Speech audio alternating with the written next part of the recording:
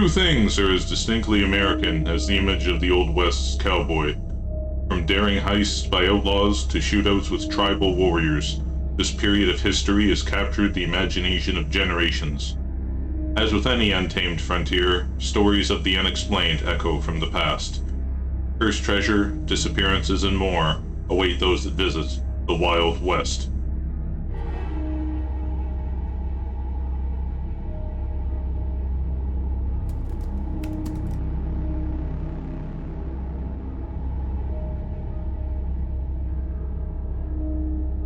It was under the hot sun of the Arizona desert and the Superstition Mountains that German immigrant Jacob Waltz claimed to have discovered a vast gold deposit in the 19th century.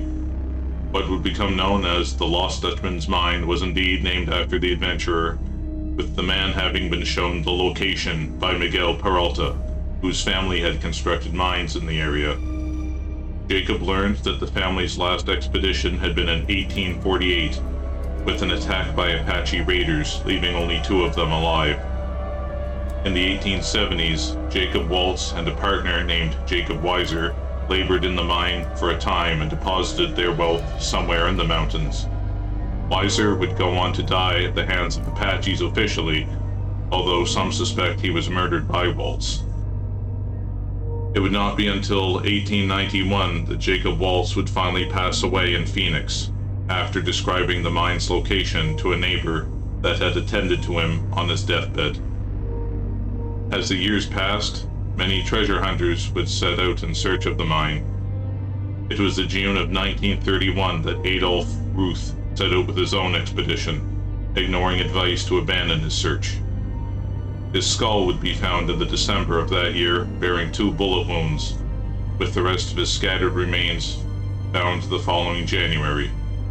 Even more ominously, Ruth's checkbook contained a note indicating that he had found the mine, although his map was missing and his pistol had not been fired. Ruth's mysterious death only fueled public fascination. 2 years later, a mining electrician named J.A. Tex Bradford would make his own attempt at finding the lost mine. Freshly supplied and with his map in hand, he was last seen leaving a store in Apache Junction.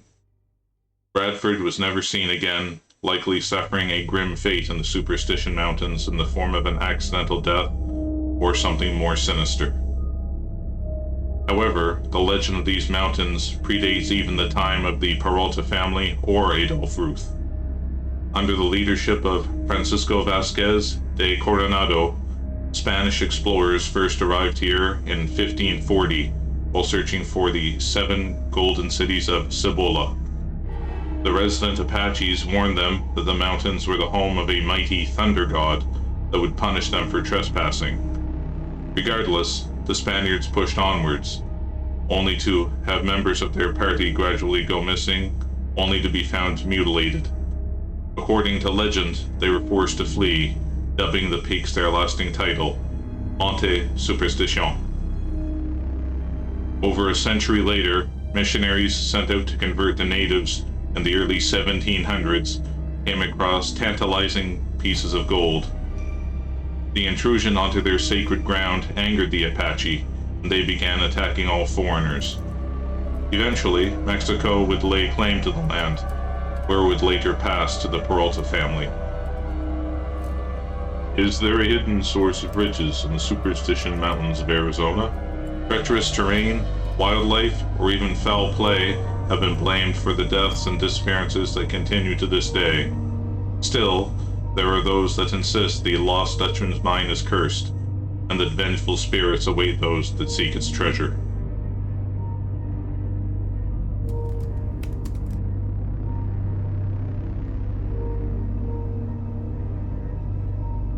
With so much conflict and danger, many met an untimely end on the wild frontier. It stands to reason that there are no shortage of ghost stories stemming from this period. Often passed down through oral tradition, they would be told over campfires or cold nights in remote cabins. In the mid-19th century, the lands between the Rio Grande and Nueces River were disputed between Mexico and Texas. This is the lawless zone where a horse wrestler named Vidal had risen to infamy after stealing from a Texas Ranger named Creed Taylor. Tracking down his gang, Taylor and his men ambushed them as they slept, leaving none alive.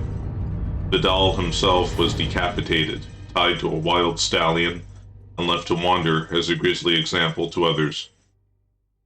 The tale of the outlaw does not end there, however, as travelers reported a headless rider atop his mount galloping through the roads, with lightning striking from its hooves. Although Vidal's body was eventually recovered and buried, sightings continued, and the legend of El Muerto was born. Seeing this headless horseman roaming southern Texas is supposedly an omen of ill fortune, and indeed rumors of El Muerto continued well into the 20th century. Eerily similar to El Muerto is the legend of the Red Ghost, with its earliest incarnation dating back to 1883 Arizona.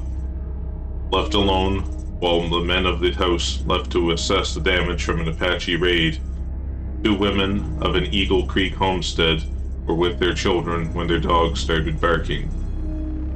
With one of the women having gone to fetch water, the other woman frantically locked the door after glimpsing a large red beast being ridden by a demonic figure outside a window. Finding the other woman dead upon returning home, the men found that she had apparently been stomped to death by something with large hooves. In the days that followed, a group of prospectors reported that something had tore through their campground while they slept before it returned to the dense brush. Still, another encounter involved a rancher named Cyrus Hamblin watching the creature from atop a ridge, claiming it was, in fact, a camel with a corpse on its back, once he was able to get a good look. While tall tales described the creature vanishing into thin air or devouring a grizzly bear, one detail remained consistent: tufts of red hair found at the site of each attack. Pursued by trackers, the Red Ghost remained elusive. An attempt to lasso it nearly killed the cowboy involved, while another group that opened fire discovered a decomposed human skull left behind by their target. It would not be until 1893 that farmer Mizzou Hastings killed the beast with a single shot as it ate in his yard. The source of so much terror indeed turned out to be a camel, a corpse tightly lashed to its back with rawhide straps. Although there had been an influx of camels into the United States prior to the Civil War, why a dead body had been left to decay on the back of this one was a source of conjecture. Had it been a man dying of thirst hoping it would guide him to water? Was it the remains of an apprentice rider? Perhaps, like El Muerto, it was an outlaw, tied to its mount and left to wander as an example to others. Andrew Jackson Davis had worked as a miner and stable hand in mid-1800s Nevada before leasing a small bullion mill in 6 Mile Canyon. Fronting as an honest businessman, Big Jack Davis had actually assembled a gang of criminals to rob various stagecoaches, wagons, and trains throughout the area. Melting down the stolen gold at his mill, he was able to turn a profit selling it. Unfortunately for Big Jack, one of his men, James Gilchrist, was too ostentatious with his wealth following a train robbery at Verdi in 1870. Drawing suspicion from his sudden riches, Gilchrist confessed when questioned and turned in his accomplices. Initially sentenced to 10 years in prison, Big Jack cooperated with the authorities and refused to escape during a breakout, and thus received a pardon after only 5 years. It did not take long for Big Jack to relapse into a life of crime, however, and soon he began robbing stagecoaches. Although he was cautious enough to only target lightly armed wagons, it proved to be a fatal line of work. On September 3rd, 1877, Big Jack would be gunned down while robbing a stagecoach at Warm Springs. Legend has it that the story does not end there. Big Jack and the members of his gang were able to stash $3,000 worth of gold coins that were never accounted for by the police.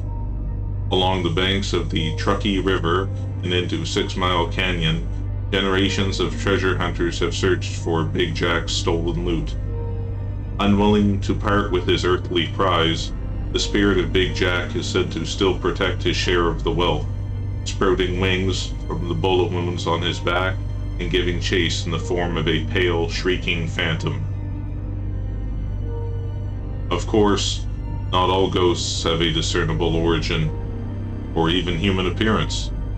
It is on the Platte River of Wyoming where a dark omen emerges from strange mists.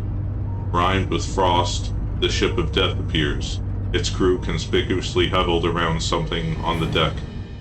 It is then they step back to reveal their prize to an onlooker, the lifeless body of someone they know destined to die the same day. The first known encounter with the Platte River Ship of Death occurred in 1862. A trapper named Leon Weber watched as the ship sailed out of the fog, only for the sailors aboard to reveal the corpse of his fiancée, who indeed would pass on before the day ended.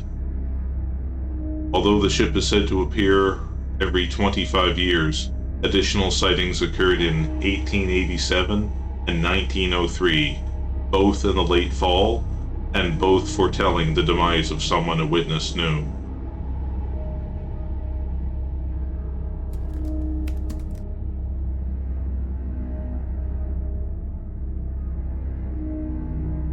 Springing up wherever wealth was discovered, boomtowns were a staple of the Old West.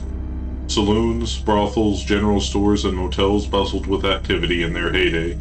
As mines were stripped bare and the money stopped flowing, however, they were gradually abandoned, leaving behind memories of what used to be. Though the living residents may be long gone, these ghost towns may not be as empty as they appear. Named after prospector W.S. Bodie, Bodie, California, was founded in 1876 after a large deposit of gold was discovered nearby. As the town grew, it generated millions of dollars in revenue and boasted several amenities, including a railroad line, bank, red light district, Chinatown, printing press, and dozens of saloons packed into a mile of its main street. As is the case with an increasingly dense population, Bodie was the site of many drunken brawls, gunfights, robberies, and killings. Alas, the mining industry would eventually run dry, and by 1915, Bodie was virtually deserted. With so many residents leaving cumbersome possessions behind over the years, the town was left in a state of arrested decay. Visitors taking relics from Bodie, however, have reported experiencing exceptionally ill fortune afterward, having been forced to return items in order to be free of the town's curse. It is the disembodied spirits of Bodie itself that are said to wield the curse, with several of the nearly 10,000 former residents still watching over their town and protecting it from thieves. Of the buildings here, the J.S. Kane House is rumored to be the most haunted, with the ghost of a maid attacking adult visitors while leaving children untouched. Sightings of a woman peering from the upstairs window of another house have been reported, while, ironically, the cemetery seems to be the site of a playful child's ghost, known as the Angel of Bodie. Tombstone, Arizona, at its peak, was the home of over 14,000 citizens, drawn by the silver bullion taken from the mines.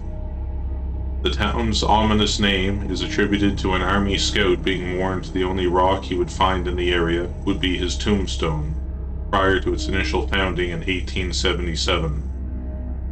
Sporting the usual array of saloons and brothels, Tombstone would see more than its fair share of violence, including the legendary shootout between Wyatt Earp's crew and a gang of outlaws in 1881.